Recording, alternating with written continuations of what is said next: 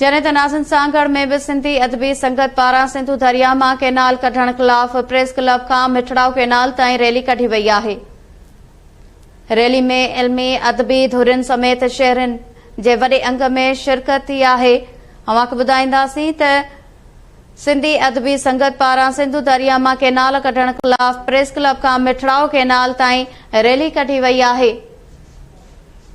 अॻवाणनि चयो आहे सिंधु दरिया मां 6 नवां केनाल कढण ऐं कारपोरेट फार्मिंग वारनि मंसूबनि खे रद्द कयूं था। सांगड़ खां ख़बर अवां ताईं पहुचायूं पिया।